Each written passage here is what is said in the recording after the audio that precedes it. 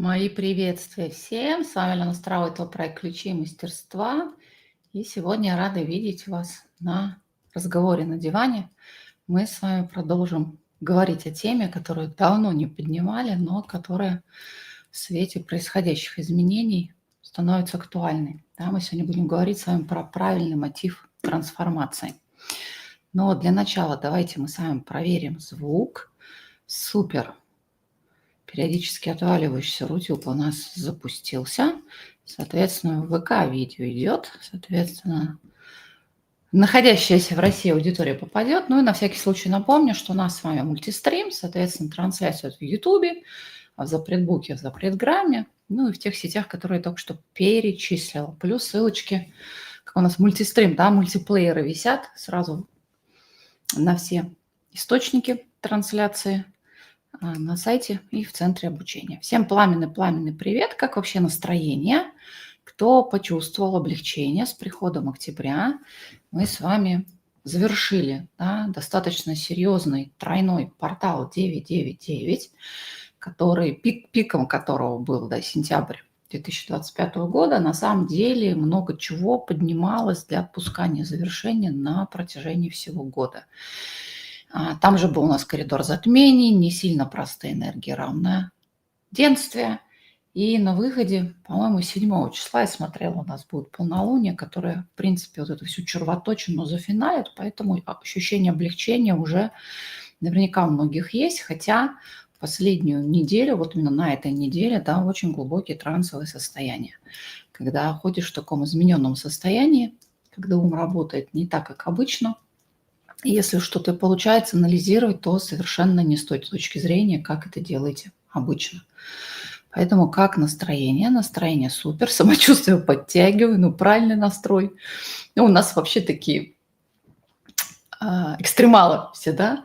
Чем хуже, тем быстрее выплыву, лучше будет дальше состояние. Правда, в последнее время аудитория размножилась, и появились те, кто совсем не понимает вообще, что происходит и что с этим делать. Поэтому мы с вами периодически будем возвращаться к темам, которые, казалось бы, когда-то рассматривали, но на самом деле появляется множество новых граней, самое главное – пониманий. И вот сегодня я хочу адресовать вас к трансляции, которая у нас сейчас 174 под номером, да, у нас была когда-то 53-я трансляция, благо мы их нумеруем давно. Там мы говорили про два аспекта трансформации, про самое важное, да, что вы отдаете в процессе трансформации. Это не то, что вначале дай, потом получишь. Нет.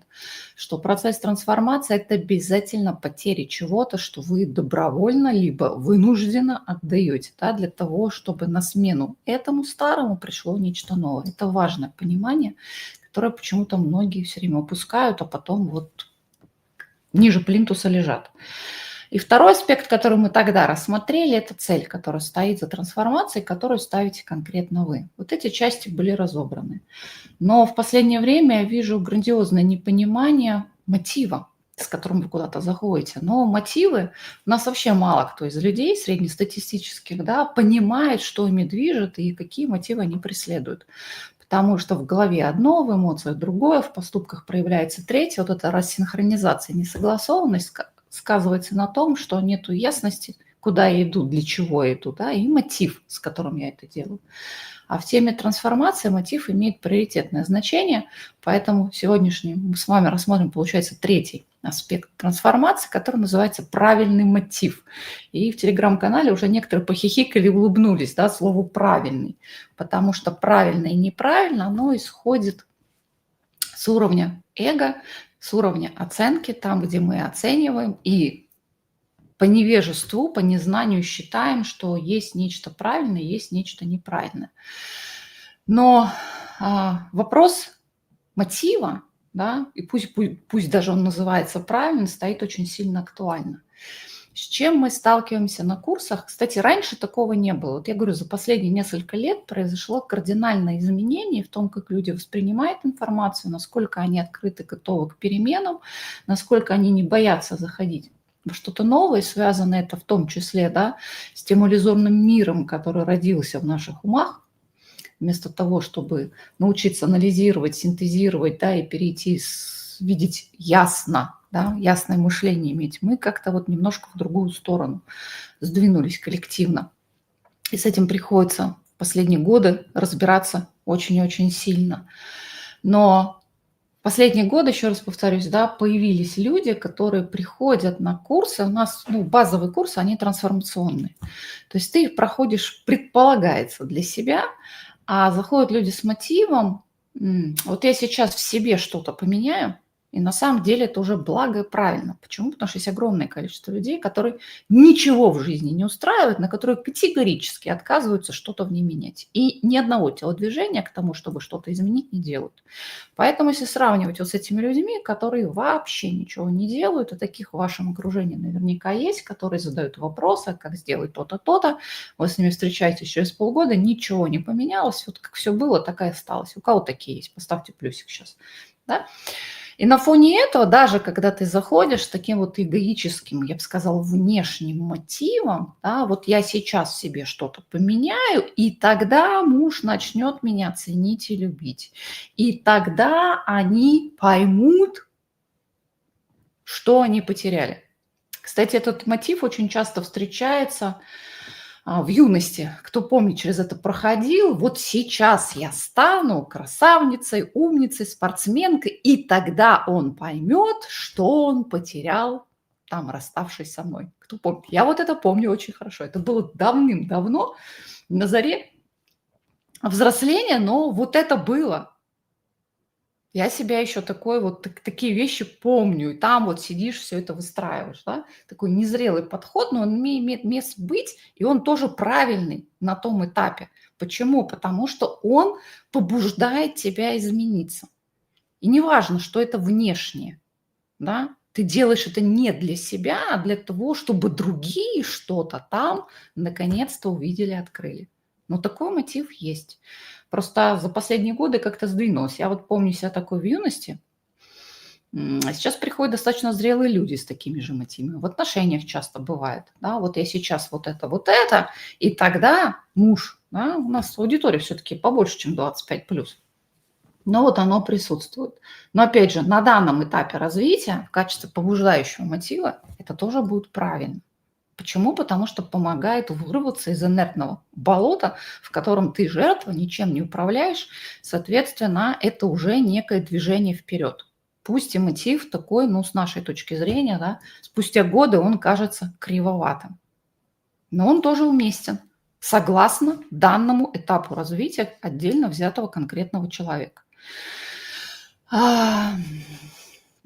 Еще с чем сталкиваются, да, частый мотив, и мы на эту тему вообще уже отдельно говорили, про бесконечный улучшайзинг. Когда вы исходите из того, вот из этого ощущения недостаточности, недотягивания. Всегда есть некий идеал, недостижимый, который превосходит вас, который круче по тем или иным направлениям. Всегда есть тот, кто красивее, всегда есть тот, кто умнее, всегда есть тот, кто более любящий, более заботливый, такой-то, да, и вот мы там собираемся, такое вот идеальное нечто, к нему пытаемся стремиться, но поскольку исходим вот из этого внутреннего ощущения недооцененности, недолюбленности и так далее, вот это тоже становится движущим мотивом. Почему бы и да? Оно же заставляет двигаться и меняться. Будет ли этот мотив правильным? В зависимости от того периода жизни, который вы проживаете. То есть для кого-то это на самом деле очень большой пендаль двигаться. Особенно для перфекционистов, которых среди вас достаточно большое количество.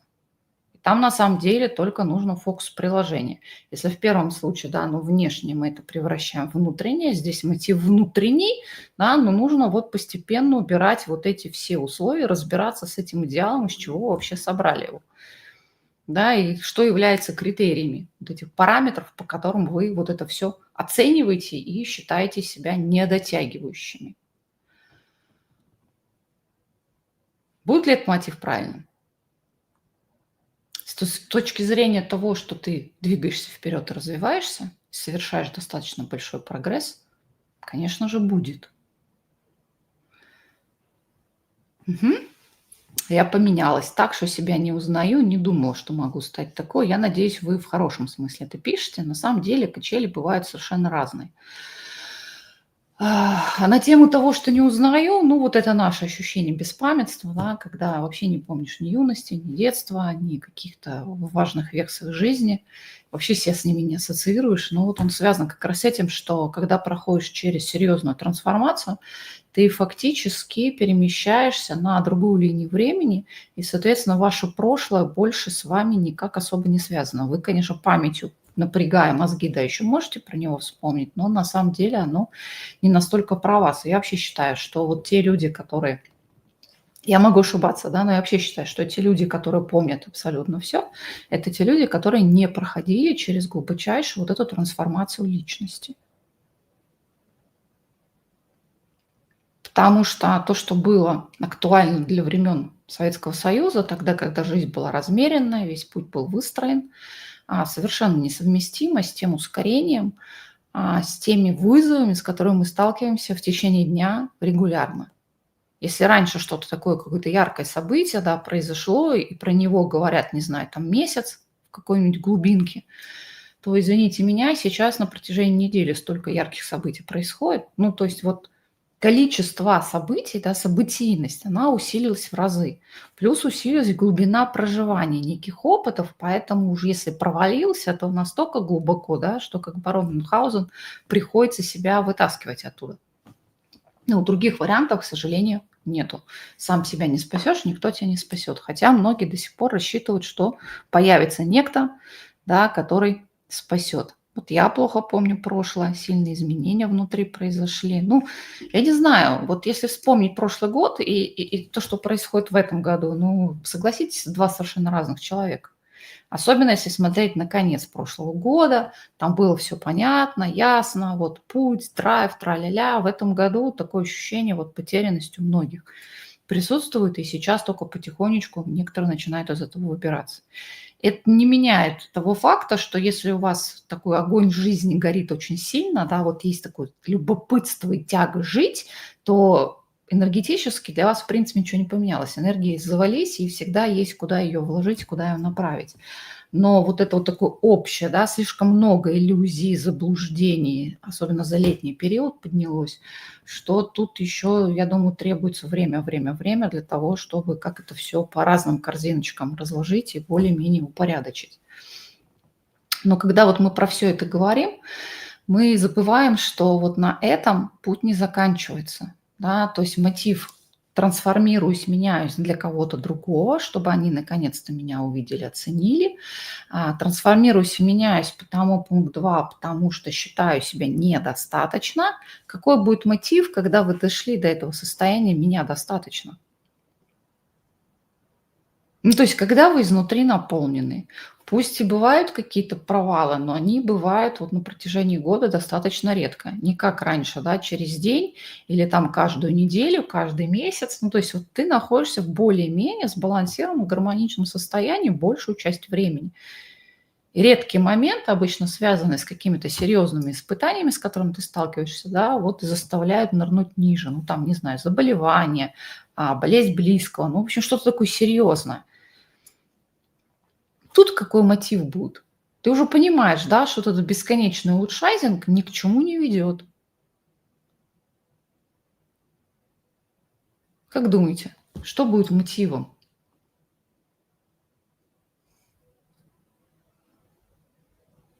А я делаю все для себя, это эгоизм? Вот хороший вопрос, замечательный. Это и стало идеей, почему я эту тему вообще поднимаю. То есть для определенного момента, и вот слово «правильно» здесь трансляция в названии, хоть он заставил улыбаться некоторых, да, что бы вы ни делали, делая это для себя, на определенном этапе жизни это норм, это правильно. Я ставлю некую цель, она может быть амбициозной, она может быть сверхэгоистичной, ну, точнее, эгоцентричной, то есть на тебе завязанной целиком и полностью. И ты ее добиваешься. Давайте посмотрим, кто приходит в тему духовного развития в последние годы. Помните момент, когда это было модно? Модно медитировать, модно состоять в каких-то женских кругах. Там что, мотив какой-то альтруистичный был? Все это делают, и я делаю. Я раньше неоднократно предупреждала, да, что пора закончить заниматься духовностью для тех, кто туда пришел вот по таким мотивам. Потому что трансформация, ну ты добровольно якобы выбираешь трансформацию, не понимая, что за этим стоит. Ну, до определенного этапа что плохого в том, чтобы поставить себе цель, пусть она даже сверхамбициозная, плюс пусть она касается не только тебя, а других людей, и к ней идти.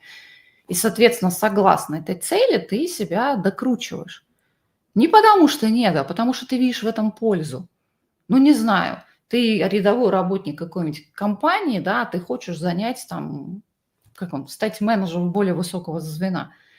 Ты понимаешь, что для этого нужно вот это, вот такие вот навыки, вот такие вот навыки, вот это вот все. И ты себя апгрейдишь согласно той картинке того, чего требуется. Это будет неправильно.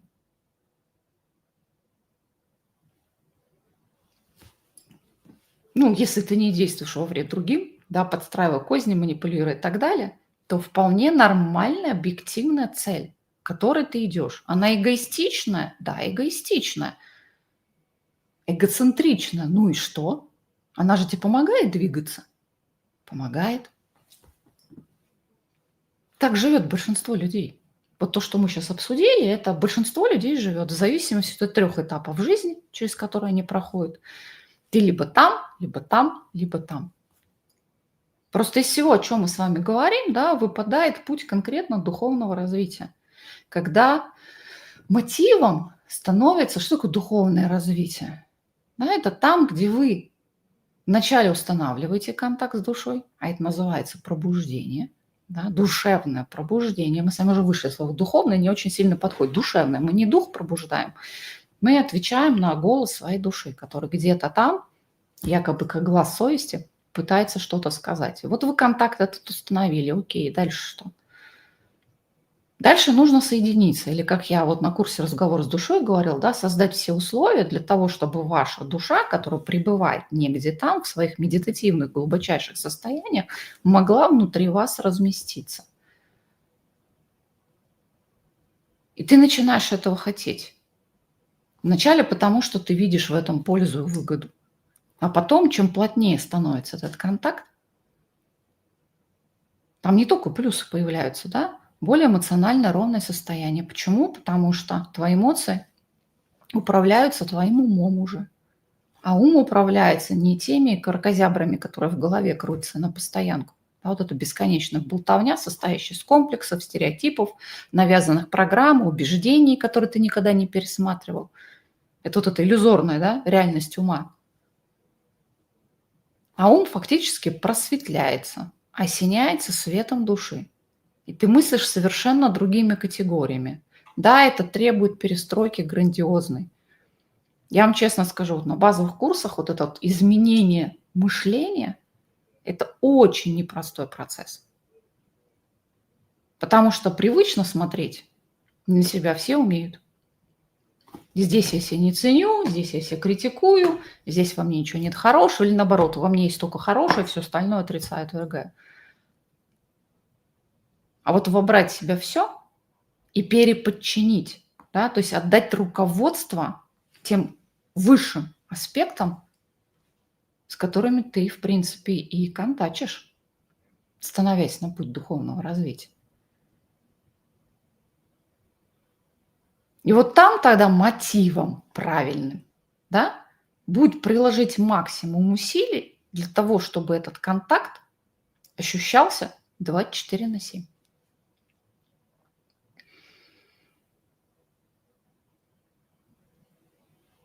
И здесь в действие вступает то, что приоритетно для вас проработать. Для кого-то это сбалансировать эмоции. Ну, среди вас наверняка есть те, кто а, проваливается в гнев, в агрессию, в истерику, в обиды. Ну, если ты в таких состояниях пребываешь часто, если взять неделю, да, 2/3 недели ты в этом пребываешь, ну, вот он вам ответ, что нужно сделать. То есть, ну, разобраться со своими эмоциями. Что там, мысли какие крутятся, что они вас провоцируют так реагировать, или какие-то травмы из детства, что вызывают такую эмоциональную реакцию. Тень там непризнанной, не интегрированной, потому что вот следуя по пути духовного развития, да, нужно быть в белом пальто, белом и пушистом, а все, что неприятное, мне не нравится. На базовых курсах это прям запрос номер один, да. Я это отрицаю, отвергаю настолько, что оно потом превращается в этот теневой, то есть неосознаваемый аспект. Для кого-то это навести порядок в своей ментальной сфере. Ну почему? Потому что, говорю, да, то, что изначально, вот если вернуться к классификации, вообще классификация очень сильно помогает много чего разложить по полочкам. У нас когда-то давно мы с вами смотрели классификацию, да, что такое 3D, как это проявляется, что такое 5D. Вот 4D– переходный мостик между одним и другим состоянием.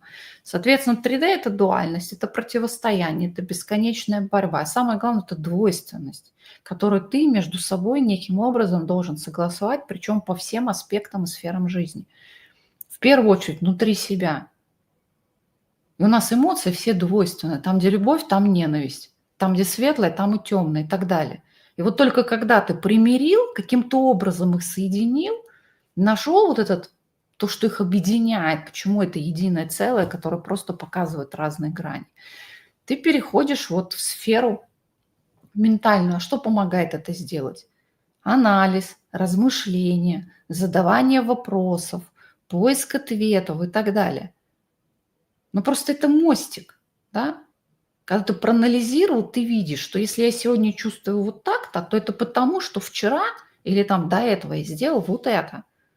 Это умение свести воедино причину и следствие. Это должно быть маленьким легким мостиком, когда ты овладеваешь, да, своим умом.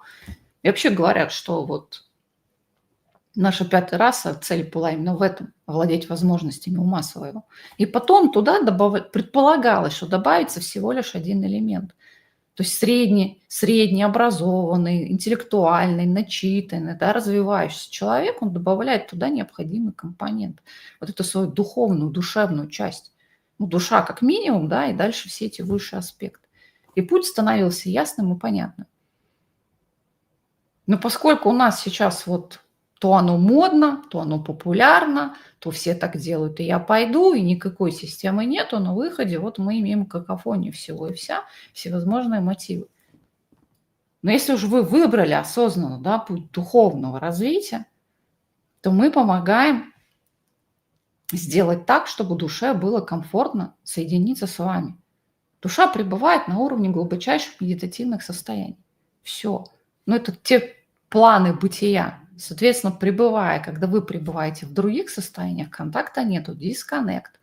Как там было, да, абонент не найден или абонент не в сети. Задача сделать так, чтобы были в сети. И вот он, трансформация, но она тоже разная. У нас где-то есть статья, называется «4 типа трансформации». Мы говорили про физическую трансформацию, трансформация эмоций, да, в данном случае трансформация мыслей.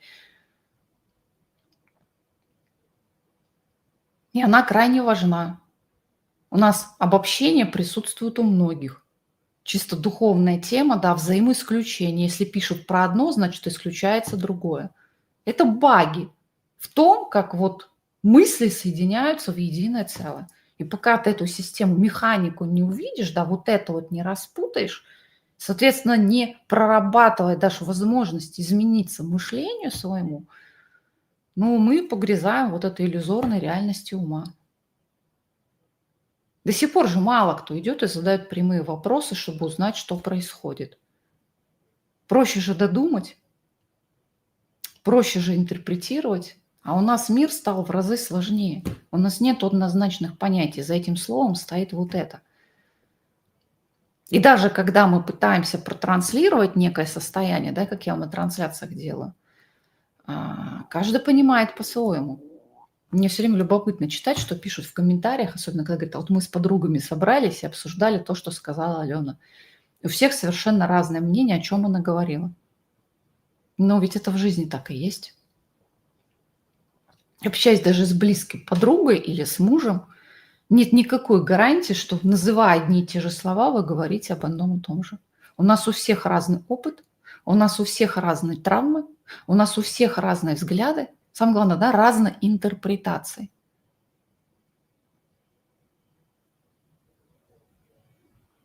Вот этого единства, понимания нету. И это тоже нужно учитывать. Поскольку иллюзорность это большая, большинство людей, взаимодействуя с кем-то, общаются со своими непризнанными теневыми частями. Про вас там вообще ничего нет. И вешать это на себя, ну, непродуктивно абсолютно. И вот мы расчищаем это, расчищаем, расчищаем. Но опять же, с каким мотивом? Чтобы он наконец-то понял? Нет. Чтобы наконец-то стать какой-то крутышкой? Нет. Движущий мотив здесь простой. Я ценю этот контакт, я вижу в этом необходимость, и я создаю условия, чтобы мое тело, точнее мои тела, да, включая физическое тело и все остальные энергетические, стали храмом души. И тогда вы начинаете действовать, мне тут прям понравилась фраза, как агент души.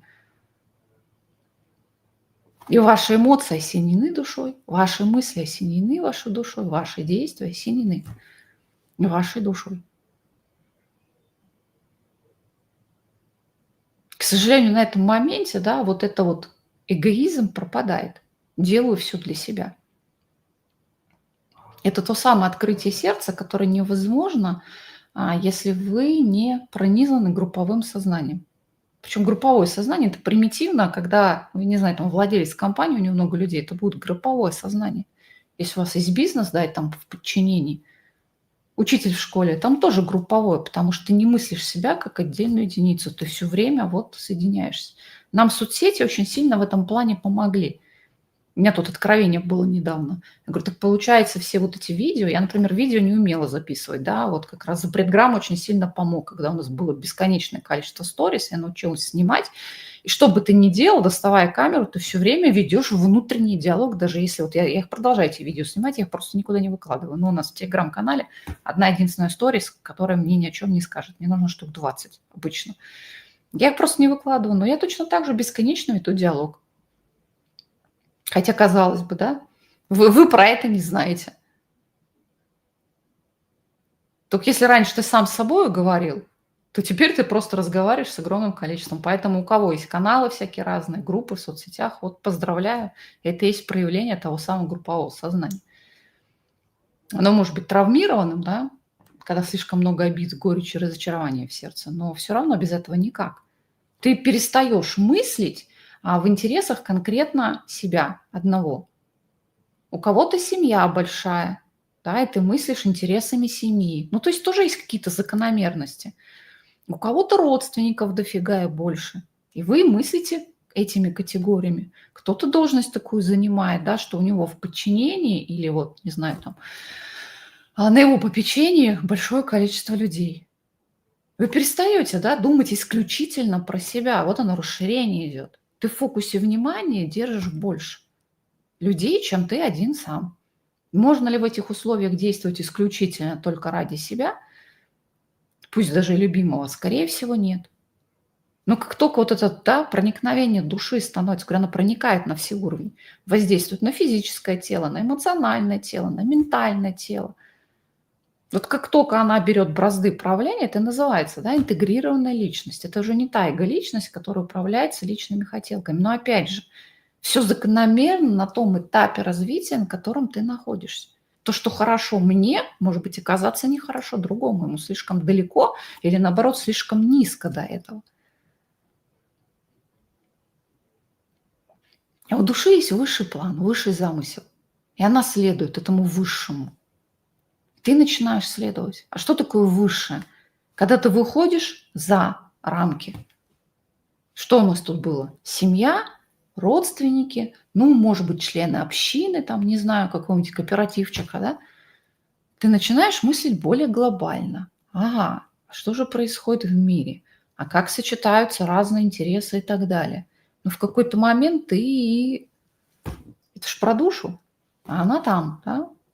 Порция-то основная находится где? На этих уровнях недостижимых. И там видно, давайте скажем, с другой стороны, да, вид с балкончика. И то, что происходит на уровне Солнечной системы, и какую роль Земля играет в эволюции Солнечной системы и нашего рукава галактики и так далее. Ну, объем того, насколько твой фокус распростерт, он становится в разы больше. И здесь, если мы уже говорим, да, про это благо, то оно про высший замысел, ну, как минимум, человечества. Ну, как минимум, планета Земля, вот в общем этом цикле происходящего, что у нас там, переход в пятое измерение или вознесение, или так далее, называть можно по-разному. Но ты себя растягиваешь, да, и твой фокус внимания вбирает не только себя, но и огромное количество и тех, кого ты знаешь, ну и чисто вот абстрактно мысль куда дотягивается. Можно ли на этот этап перескочить с самого начала? Если меня заботит, хочу измениться, чтобы муж наконец понял, какую драгоценность он потерял. Ну, это вот, ну, в моем понимании это очень сильно далеко друг от друга.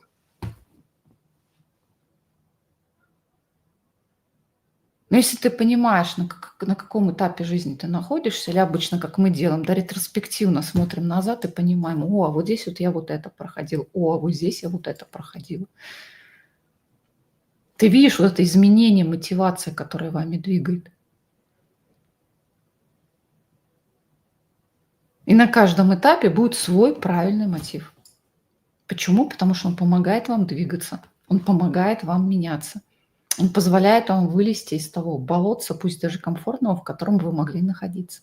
Все это совершенно правильно. Тут вопрос в этапе, где вы. Вот не случайно же летом, да, я выкладывал цикл статей, написанных по материалам Лорен Гарго. Там этапы были четкие. Да? Первая волна пробуждения, соответственно, вознесение пробудился, что дальше? Вторая волна, вот сейчас третья волна набирает силу. И там есть закономерности. Вначале ты соединяешься с душой, потом ты соединяешься, ну это по-простому, да, у нее там серьезнее термины, со своим высшим я, потом ты соединяешься со своим божественным я и становишься рупором. То есть сейчас ты рупор личности, нормально, до этого ты рупор своего эго, своих несбалансированных эмоций, безудержных хотелок, да. Ну, мы знаем уровень примитивнее, но он не так часто встречается, да, когда что там, пожрать, поспать, полежать, сексом заняться и все. Но это животное, как говорится, да, человек-животный. Животный-человек, человек-животный. Не в ущерб животным. Некоторые животные продвинутее намного. Ну, это достаточно редко встречающийся персонаж. Хотя я про такое слышу, что они еще есть. Чаще всего это падение, когда вот смена резкой жизни, слишком много всего поменялось, и ты потерял вот этот смысл, и ты возвращаешься вот к этому состоянию. Так, по большей части, мы все-таки достаточно развились, достаточно эволюционировали.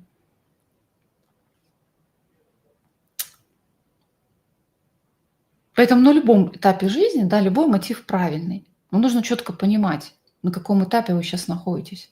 Вот я тут 3 недели читала Алису Бейли, перечитывала. После как раз курса «Разговор с душой» хотелось тему, как душа, да, вот какими этапами, как она воплощается, проявляется, собрать. На выходе, что мне очень понравилось, у нее такая классификация, очень такая понятная, подробная классификация человека. Как раз вот по этим этапам.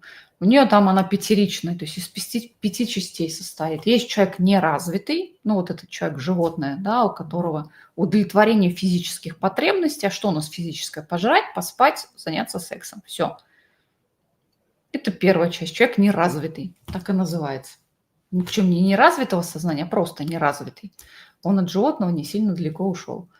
Дальше среднестатистический человек, образованный, начитанный, эрудированный и так далее. Вот как раз про них, да, поставить амбициозную какую-то цель. Хочу, не знаю, там написать книгу, хочу снять фильм, хочу там получить такую-то премию, ты вот амбициозно за ней идешь. Тоже ничего плохого нет.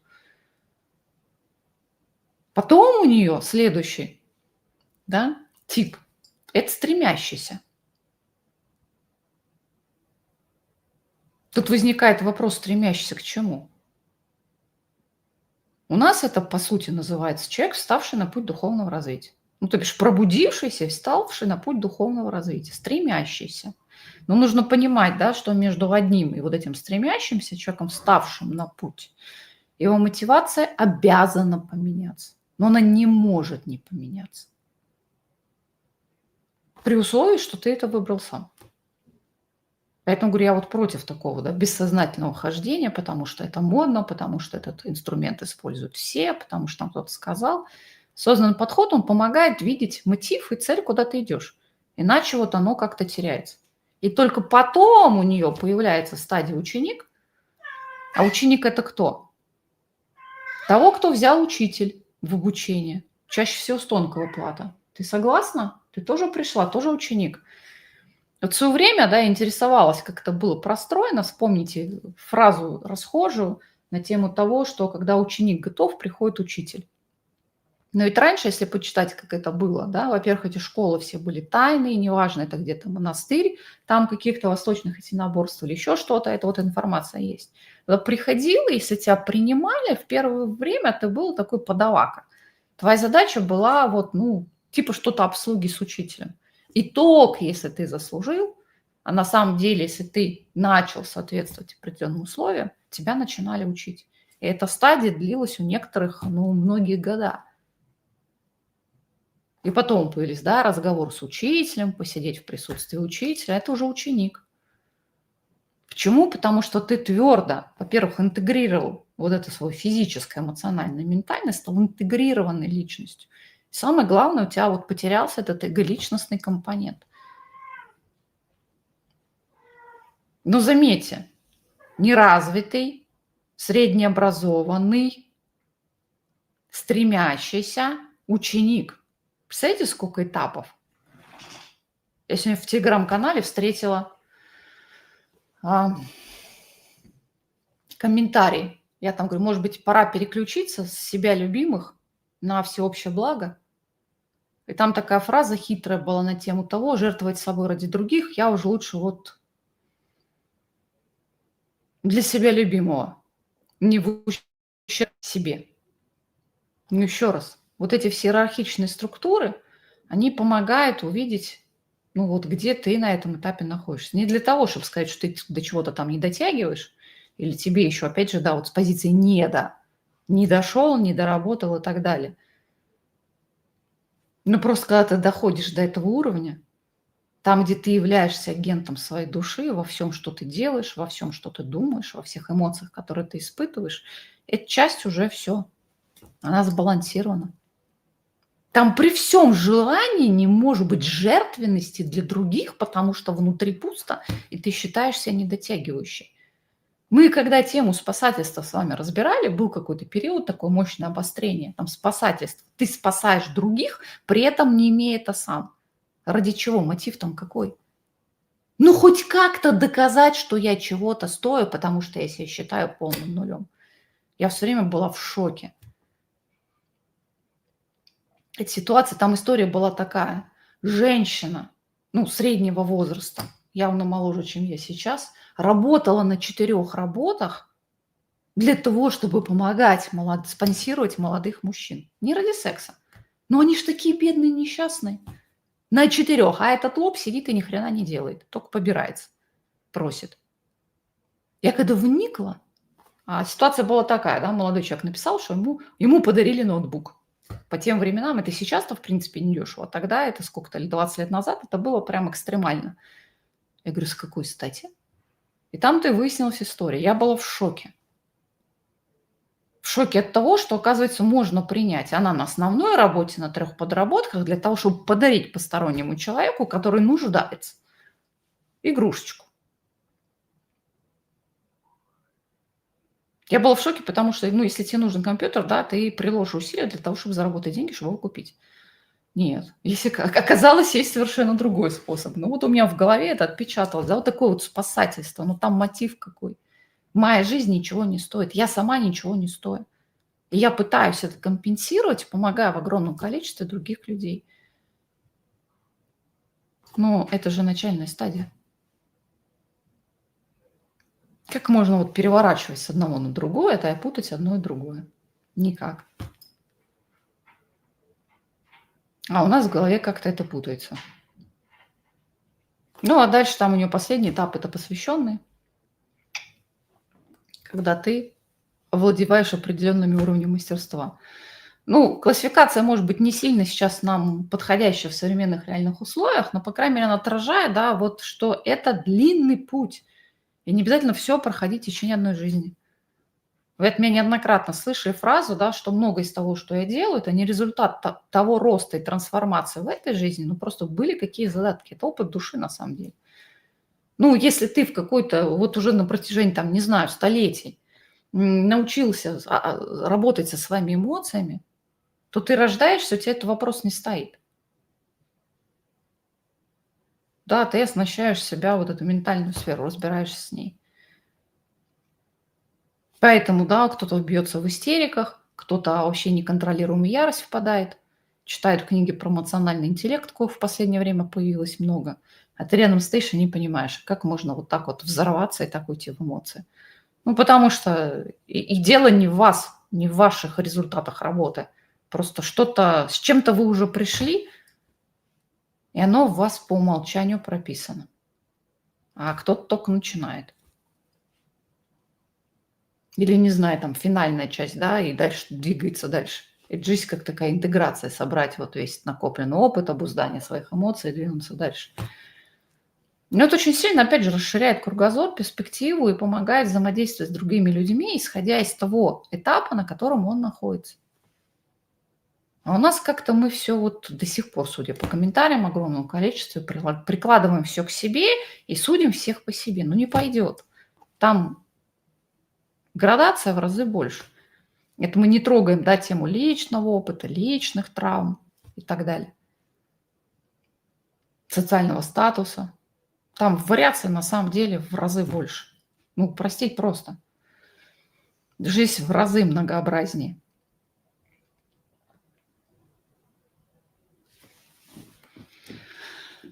Так, почитай немножко, наговорилась. Поесть, поспать, главное про это не забывать. И вот, кстати, да, тот, кто давно сдвинулся с этого, у нас вот другое, да, у нас есть, наоборот, как бы это а, озабоченность, идея фикс, можно сказать, когда настолько идея твоя захватывает, что ты вообще не можешь остановиться, и реально иногда забываешь и поесть, и вынуждаешься лечь поспать. Так, максимально реализовать себя в этом мире. Вот максимально реализовать – это хорошо. Вопрос с точки зрения кого? Личностно себя реализовать тоже окей. Да, цель амбициозная, эгоцентричная, нормально. Но когда вы оказываетесь, то, что я называю состоянием между небом и землей, вот этот переходный момент, когда старое больше не мотивирует, не возбуждает, не вдохновляет, вы теряете интерес к тому, что было, а новое не нарисовывается. Это тот самый момент посмотреть на мотив, который вами двигает. И чаще всего мостик, он в этом и состоит, в переключении. Все для себя любимого, и на этот момент это не утрирование, это реально ты уже любимого к чему-то большему. Но опять же, это этап, до которого ты доходишь. Что начинается преждевременно, когда ты вот эмоционально невыровненный и такая прям бешеная любовь ко всем, чем это заканчивается, мы все знаем. Тотальная созависимость, растворение в других людях. Они ценны, а я нет. Ну, то есть всему свое время. И каждому этапу свое место. Не значит, что они не могут пересекаться, их нельзя соединять, но приоритет должен быть на том, на той цели, на той задаче, которую ты сейчас для себя реализовываешь. Уже если ты выбрал меняться. Ну, или не выбирал, тоже нормально. Хотя меня это очень сильно удивляет, как они на ключи попадают, те, кто не выбирал. Ну, такие тоже есть. Кстати, оно может быть и сверху на голову. У нас в последнее время в Телеграм-канале появляются очень разумные комментарии очень знающих людей, именно вот интеллектуально, да, которые собой, своим умом готовы всю галактику охватить. Читаешь, вроде словами написано, ну, по сути, да, информативная часть, вроде все правильно, а личного опыта там вот этого прожитого не ощущается. Потому что если уж сводить правила все, да, по поводу овладения некой информацией, знаниями, прочитал 3 строчки, пойди внедри. И сделай так, чтобы это проявилось в твоей жизни. Но это универсальное правило, потому что по-другому Ты, да. Мы так и раздули наше ментальное поле. Куча знаний, куча информации. Такая-то практика, такая-то практика, такая-то практика. Причем эго везде галочки поставила, все по одному разу попробовала. Жить ты так стал или нет? Вот кто пытался перечитывать старые книжки, которые когда-то вас вдохновляли? Я из тех людей, что не люблю перечитывать, честно говорю. Не люблю фильмы пересматривать, потому что должен быть очень прям любимый фильм, чтобы я захотела посмотреть его еще раз. Ну и обычно, да, не сильно в адекватном состоянии, ровном. А в принципе не люблю. Но вот иногда, поскольку по работе требуется, хочется вот куда-то отправить, открываю, смотрю. В свое время я прям Барбару Марсинек, я обожала, вот ее книга «Путь силы». До этого была Джилл Эдвардс, тоже прям как волшебство это все ощущалось на начальных этапах. Ну, в общем, иногда открываешь книгу, читаешь и понимаешь, что то, что тогда подчеркнутое, да, в качестве вот теории, которую можно проверить и попытаться применить, ты так, живешь. То есть это стало твоей жизнью. Вот кто с этим сталкивался? Поставьте единичку. Это потрясающе. Это вот и есть, да, когда некая информация, то, что ты воспринимаешь в виде теории, в виде некого знания, будучи прожитым на своем личном опыте, в реальных, бытовых, там, каких-то критических, конфликтных ситуациях, ты начинаешь так жить. И тогда, кстати, пропадает вот это вот разделение, что есть некое духовное, некие тайные знания, которые я тут изучаю, слушаю, и реальной жизнью, да, материей. И оно сплавляется воедино. Так мы приходим к стадии интеграции. Просто я, когда говорю про интеграцию, это соединение физического, эмоционального, ментального, чтобы, в общем, все, да, была согласованность в том, что ты думаешь, что ты чувствуешь и что ты делаешь. Вот оно, интеграция, да, превращается в единое целое. Но можно и с другой стороны зайти. Вообще в любую тему можно с разных сторон, и в зависимости от призмы, да, будут новые совершенно какие-то откровения.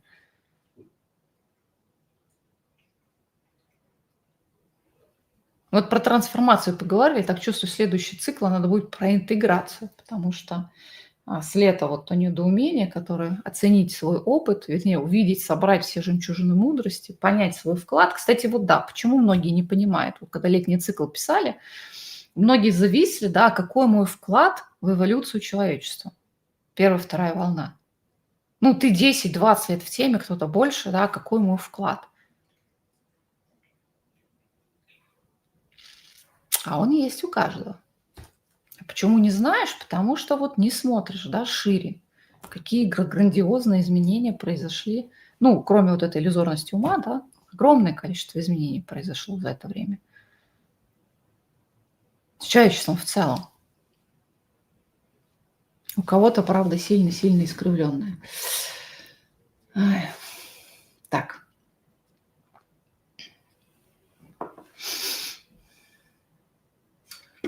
Угу. Я перечитываю то, что 10 лет назад цепило, вот захотелось. Вот я недавно, у меня сейчас совершенно другое прочтение было. Мануалов Алисы были. Да, я читала для себя. Для себя. Да, а сейчас я, получается, читаю для того, чтобы добрать какую-то информацию, все-таки, опять же, с прицелом на других, что туда можно взять и что можно отдать. Совершенно вот другое прочтение. А как разжечь свой внутренний огонь? Вы вчера спрашивали, да, мы до этого вопроса просто не дошли. Любопытством. Что отличает маленького ребенка, перед которым открыт большой неизведанный огромный мир, от взрослого скучного человека? Любопытство. И готовность за каждым углом видеть волшебные миры. Я бы так сформулировала. Вот таким вот образом оно и раскрывается, разжигается. Но для этого нужно вначале отвязаться от тех идеальных картинок, которые есть в голове. В общем, ребенка отличает тем, что он не знает ни что там будет за углом, ни что находится в соседнем городе, ничего такого. Он просто этого не знает, у него нету вот этой запечатленной картинки. У большинства из вас есть некая картинка, представление о том, что каким должно быть. И если твой ум считает, что он видел все, что только можно, эта картинка вот устоялась настолько, что стала цементной, вы скучаете, испытываете скуку, теряете интерес к жизни. Просто если мы вчера говорили, да, про старшее поколение, что это было на трансляции по самоценности, на практическом занятии, мы там как раз говорили пример, говорю, вспомните, есть такие бабушки-зажигалки, которые, как только вышли на пенсию, начинают отрываться, да, появляется свободное время с подружками по магазинам, по театрам, другие города и так далее. На них смотришь, а они прям вот... Чаще всего я с этим встречаюсь через претензию, почему эта бабушка не сидит с детьми. То есть на курсах это с этой стороны выходит, тогда вот выясняется, да, насколько сейчас активные, жизнелюбивые, жизнерадостные бабушки. Но если это перенести на принцип, у кого есть старики, да, там дедушки, бабушки или родители уже в преклонном возрасте, вот они живы, пока у них есть интерес. Опять же, интерес может быть разным, как и мотивы.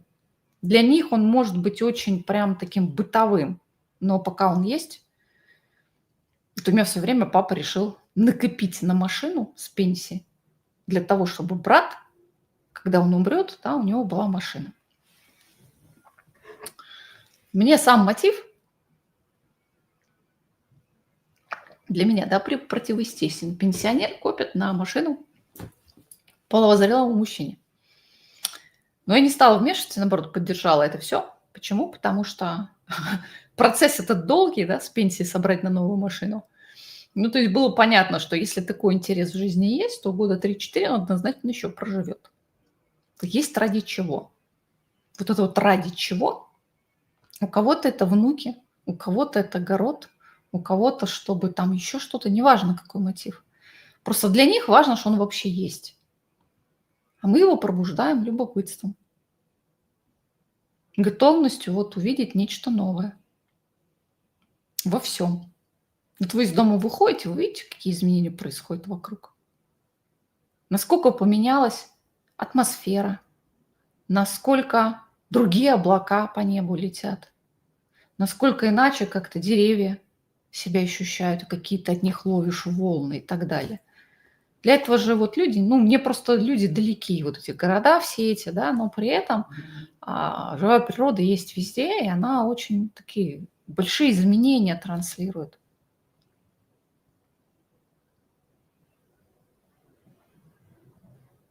У меня, например, есть свой внутренний огонь, да, наконец-то увидеть результат всего того, что я делаю много лет. Понятно, что то, что я делаю, это лишь маленький винтик среди тысяч, миллионов других людей. Но мне таки хочется увидеть эти небеса на земле. И не свалить отсюда до этого только потому, что я чего-то там не дочистила и не трансформировала, цепляясь за какие-то свои травмированные части. Я прям очень хочу на своей жизни увидеть. Насколько дряхлеет и стареет наше тело сейчас, нам известно. И точно так же, да, эти каналы пишут и говорят, что когда-то, и даже Джейсон говорил, да, 120-150 лет это будет не порог. Очень хочу увидеть, как мы будем выглядеть, когда у нас вот эти дремлющие внутри нас силы омоложения, регенерации, восстановления включатся. Для этого надо подтянуть человеческое сознание, уровень человеческого сознания. Потому что это есть в каждом, но оно включается тогда, когда ты вибрируешь на другой частоте. И не только ты один, да, а коллективно вибрируем. Ну вот я к этому прикладываю все силы. Точнее, некоторые силы все эти годы, чтобы такие сдвинулись коллективно, хоть чуть-чуть. Это вот то, что меня мотивирует и разжигает огонь. Может быть, это благодаря вот этой начитанности в свое время, что, оказывается, может быть как-то иначе. У вас это может быть какое-то свое, поэтому я тоже хочу увидеть небеса на земле. Ну, я считаю, что мы достойны этого. И речь сейчас не о том, что каждый из нас, да, вот этот личный вклад в этой жизни. Мы на протяжении многих-многих воплощений приложили максимум. всего для того, чтобы наконец-то увидеть. Но такие путешественники из будущего назад в прошлое, да, как я, мы знаем, это, кстати, хорошо в снах проявляется, да, сколько Армагеддонов на самом деле мы прожили, пережили.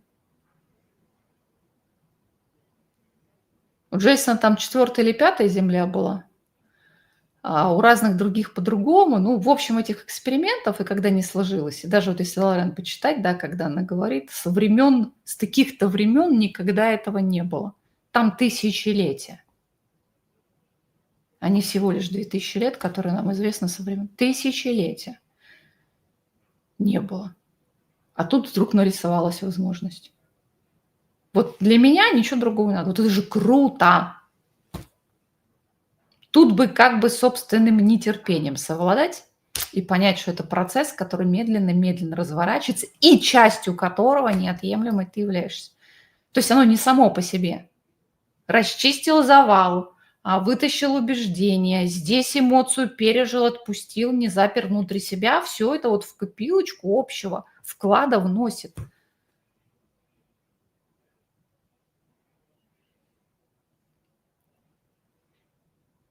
Каждая такая вот трансформация пережитая, она вносит свою лепту.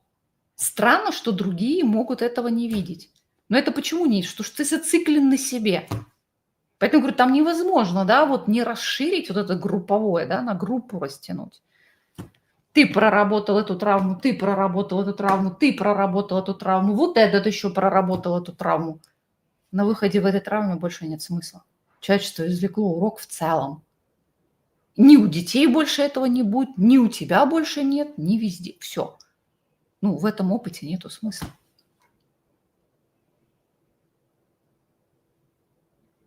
Стерся.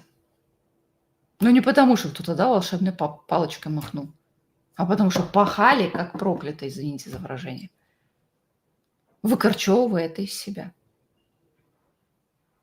Поэтому каждая трансформация, которую пережили, это и есть вклад ваш. Делали-то вы это для себя. Но видеть больший, высший смысл постфактум, да, ретроспективно нужно. А как ты это сделаешь, если ты сфокусирован исключительно на себе? Никак. Вот эта ценность вклада ты начинаешь видеть, когда ты понимаешь свое место в эволюции человеческого сознания в целом. Не знаю, для меня лично, да, вот, может быть, я такой синтезатор-интегратор хороший, для меня вот это единая стройная система, единое понимание, что одно без другого невозможно. И начинать в самом начале, да, пытаться вот охватить собой все, тоже нет смысла. Ну, все закономерно идет по этапам. И все правильно на том или ином этапе жизни. Другое дело, что многие переросли свои эти штаны на лямках, да, а все пытаются их нести с собой. Ну, это другая история.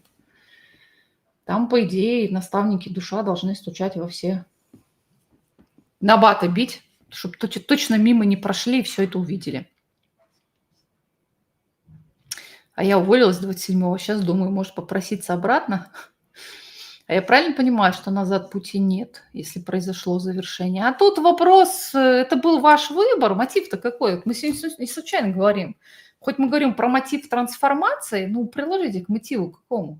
Мотив был какой?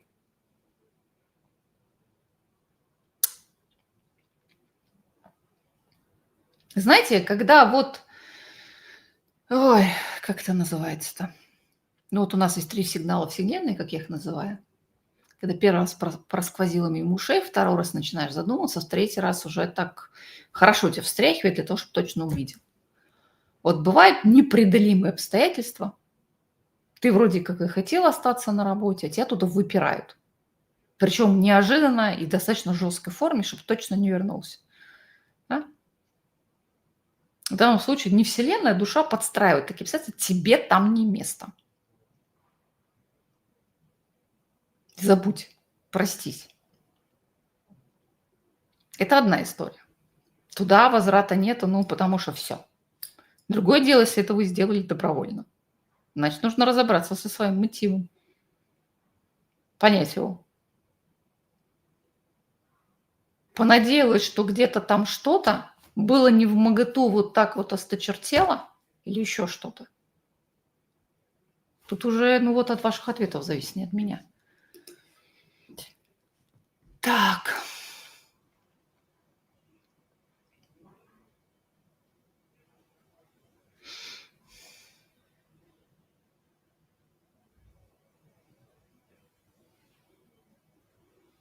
Да, чтобы коллективно измениться. Я хочу стать той частью, через которую будет проходить свет и высокая частота, значит, надо себя чистить. Ну, очищение– неотъемлемая часть, но просто это... А тут кто-то спрашивал, достаточно ли, если я медитирую и что там еще делаю, достаточно ли? Тут, ну, вопрос в степени. Все домохозяйки знают, да, что если тут насвинячили, убрал, это одна история. Если насвинячили, засохло, еще насвинячили, еще убраться в разы сильнее. Тот же принцип срабатывает тут. Если ты никогда не расчищала авгиевые конюшни своих несбалансированных эмоций, ну, мы таких людей называем истеричными, да, у нас же есть огромное количество женщин-истеричек. Точно так же, как и огромное количество якобы мужчин, которые при любом несогласии впадают в состояние безудержной ярости, чуть ли не в берсеркеров превращаются. А целые нации такие есть. То есть насколько там все это. Просто в моем понимании, вот то, что мы медитируем, какие-то практики, у нас многие вещи, они пассивные. Ну вот, допустим, пирамида света силы. Вы можете пойти в пирамиду света силы на ночь для того, чтобы вот сбалансировать свои эмоции, ну, эмоциональным телом поработать, да. Осознанно здесь не будет ничего. Это будет вам помощь. Кому-то этого достаточно, и он прям почувствует, что мог сорваться и не сорвался. Чуть ли не на следующий день. Потому что узелочки, да, которые вызывают эмоциональную реакцию, уже были развязаны. Это одна история. Другое дело, если ты вообще своими эмоциональными реакциями не управляешь. Знаете, как реакция, хопс, и ты сразу реагируешь. Это говорит, как это боксеру нельзя на него замахиваться, у него рефлекс наточенный, тут же двинет. Даже если не хотел. Инстинкт, рефлекс. Ну вот примерно то же самое. Насколько у вас какие-то вещи проработаны? Поэтому иногда достаточно вот сходил, попросил и на выходе. Пассивно, да, от тебя только запрос. А в некоторых случаях нужно садиться и писать. Писать и писать, и писать, и выписывать, и прописывать. И смотреть, что зачем тянет другое. За программ, что-то вы какие-то неактивные. Вроде сидите, смотрите, ничего не пишете. У меня так было и про увольнение, когда непреодолимые обстоятельства. Слушайте, очень часто вмешиваются. Реально вмешиваются. Когда сам затянул,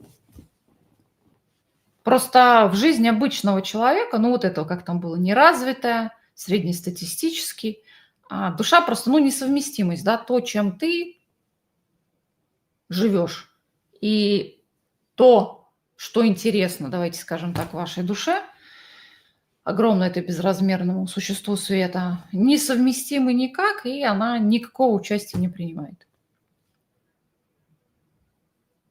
И другое дело, когда вы четко идете на пути, взаимодействуете, выстраиваете контакт, и если она считает, что засиделись, знаете, как на двух стульях пытаешься сидеть, что-нибудь такое да происходит, что этот второй стул из-под тебя выбивает.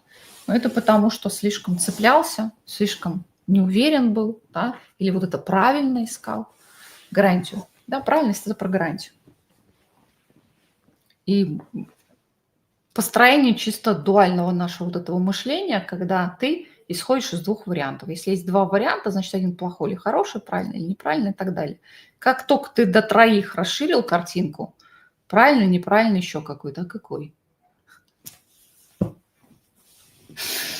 То совсем взгляд на мир, то, что с тобой происходит, очень сильно меняется. Поэтому много вот эта троечная система, да, мы сейчас говорим, какая-то пятеричная система, когда из 5. Это где у нас такое было? На инструментах эволюции, да, мы там про тонкую энергию, и что-то зашел разговор, типа, как энергию отличить от тонкой энергии.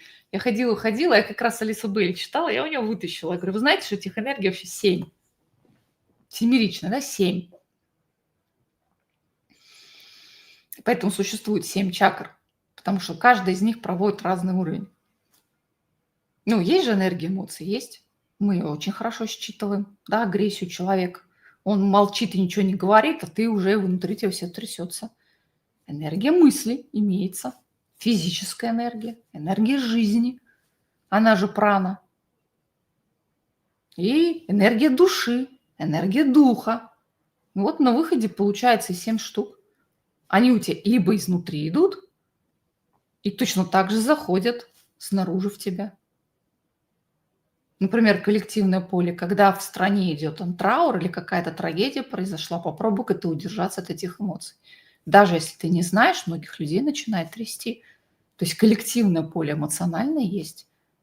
Точно так же, как и коллективное поле ментальное. Когда приезжаешь в страну, где совершенно другой уклад, прям чувствуешь. У нас же хорошее слово есть ментальность людей. И ты вот среди них оказываешься, чувствуешь себя не то, что белые вороны, а вообще у них совершенно другая ментальность. Вы не совпадаете. Например, поэтому в эмиграции я пристроиться не смогу. Я не буду вписываться в чужую ментальность. Ну, я же про себя. А есть те, кто приезжает и растворяются с радостью. Но, опять же, в зависимости от уровня, от этапа жизни, в котором ты находишься. Для кого-то, может быть, за счастье раствориться. В чужой культуре, в чужом менталитете, в чужих эмоциях. Окей. Тоже норм. Если они это осознанно выбрали. А я с детства видела сон, как поднималась на 7-е небо. Так я спасла, родители начали будить. Так как я спала долго, родители начали будить, хотя спала и не слышала, про себя говорила, сейчас спущусь. Ну, в детстве же мы многие летали, и много других всяких вещей было. Когда что-то читаешь, смотришь, вначале воспринимается 20%, исходя из этого 100% восприятия, это 5 раз посмотреть и прочитать. А надо на разных состояниях смотреть и читать, и на разных этапах и уровнях развития. На самом деле, первый раз-то мы там не 20% берем, мы закрываем самое актуальное. Ну, на курсах это очень хорошо видно. Ты приходишь, у тебя вот есть горящая, болящая проблема, которая тебе провела, и ты пытаешься закрыть. Хотя на самом деле то, что оно для тебя болящее и ранящее сейчас, это не говорит, что это именно то, что тебе нужно. Ну, просто оно самое больное. Ну, логично, да? Вы знаете, что к зубному давно не ходили, не лечили, скорее всего, там уже дырки есть и все остальное, но пока зуб не заболел, многие не доходят. Аналогия нам понятная, привычная, но пока петух не клюнет, да, движения нет. Соответственно, в первую очередь мы закрываем самое-самое-самое. Следующий раунд ты начинаешь уже то, что действительно нужно. Поскольку у нас у многих вот это болящее, оно зудящее считается актуальным, приоритетным, очень большой разрыв между тем, что действительно нужно. Ну, не знаю, там, если ты вообще не сбалансирован в эмоциях абсолютно, то это должно быть фокусом номер один. Или как у нас было, мы когда-то по весне выложили статью, трансляция была там на тему служения, по ней статей, и кто-то там, я типа вообще не научилась зарабатывать денег. И я там так в сердцах написала, ну так вы займитесь тем, что важно, научитесь зарабатывать деньги, обеспечивать себя. Это важно. А все потом про эти служения, помощь другим, вы себя обеспечите. Ну это ж логично. И начались инсинуации, интерпретации. Оказывается, типа служение – это для богатых. Вообще несопоставимые вещи. Ну вот у нас мозги у всех по-разному работают. Мне, например, вот большая начитанность, то, что я все время читаю, что-то изучаю, но помогает вот эту картинку более целостно представлять. Мне это важно. Не все из них переходит в жизнь, не многие вещи нужны, но когда ты вот видишь систему в целом, оно как-то проще, ну, потому что упорядоченнее. Ты знаешь, и к чему вели прошлые шаги, и, соответственно, понятно, что там, куда двигаться дальше, особенно когда там потерялся, как выясняется, совершенно неосознанно на каком-то этапе. Оно помогает. Нужно ли это всем? Тоже не всем.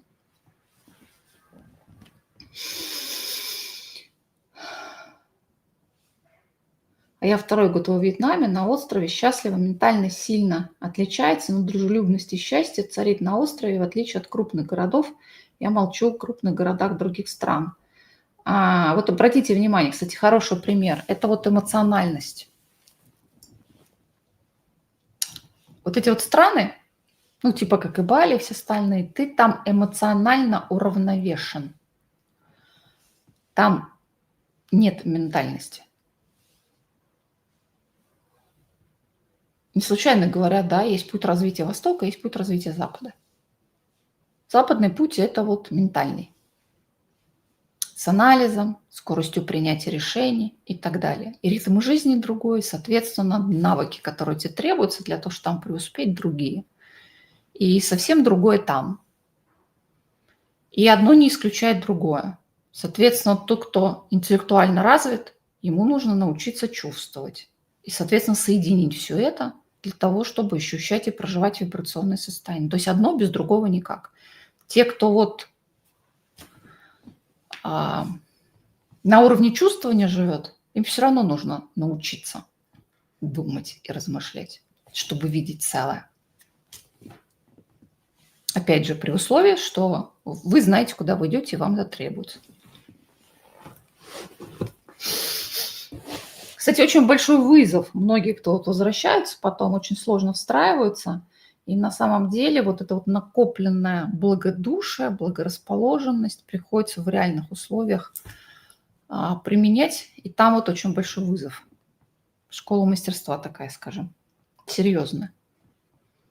Потому что одно дело, когда тишь да гладь вокруг, да, проявить какие-то свои высшие качества.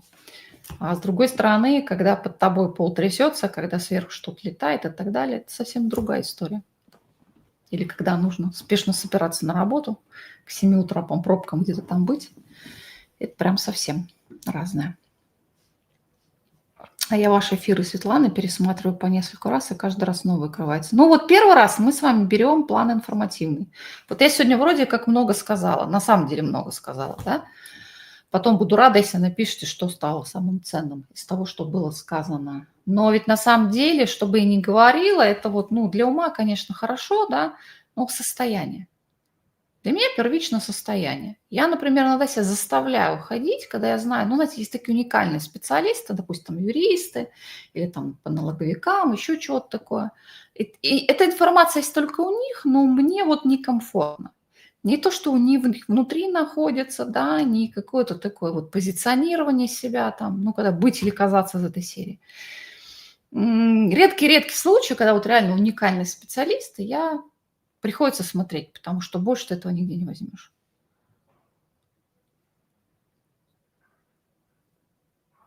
Про состояние.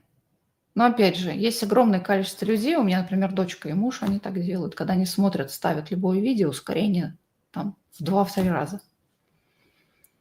Вот они сколько не приходили, говорю, я не могу так смотреть. Потому что я не только слушаю информативную часть, да, но я не знаю, куда можно зайти, чтобы получить только информацию. Вот что это может быть?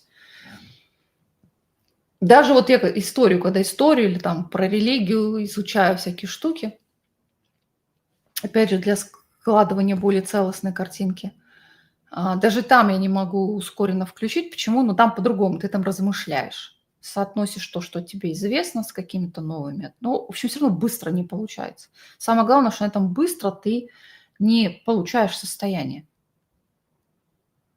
Мне вот сложно даже сказать, что вот я могла бы ускорить, чтобы так прослушать. Ну, я не знаю, может быть, что-то техническое, какие-то там новинки, и когда вот их там много, вот, наверное, единственное, что, где чисто только информация. Все остальное, оно все-таки больше про состояние, про настроение, которое транслирует человек, вот про ту наполненность, которая в нем есть. И вот это драгоценно. И мы ее обычно берем вот после того, как второй раз прослушали, то есть вот этот информативный слой сняли, а дальше ты вот это вот ощущаешь.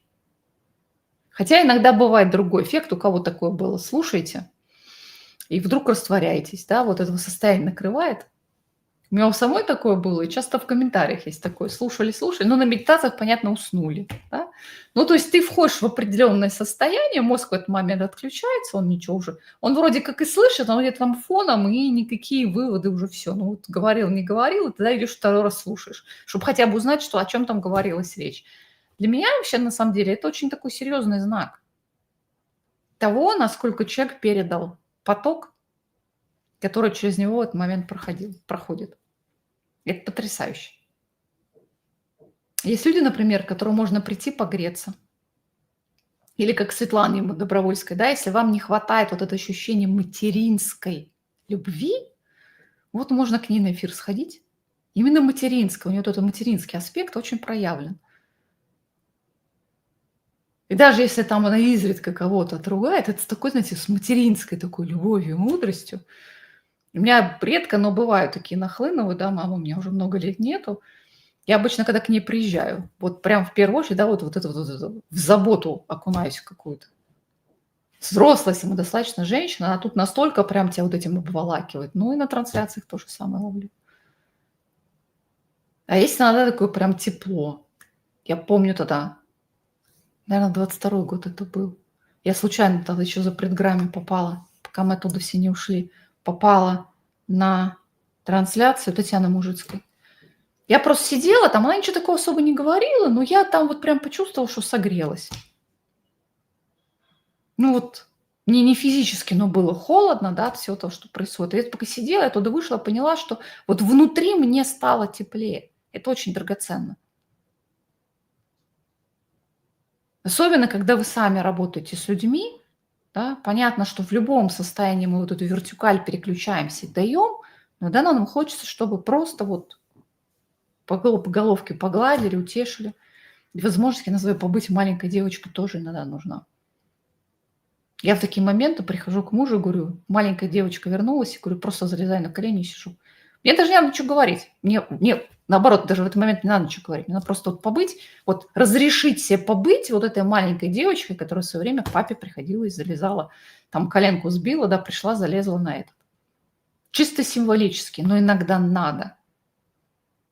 И чем с большим количеством людей вы взаимодействуете, тем чаще нужно позволять себе побыть вот в такой вот уязвимой позиции. Опять же, допуская и то, и другое.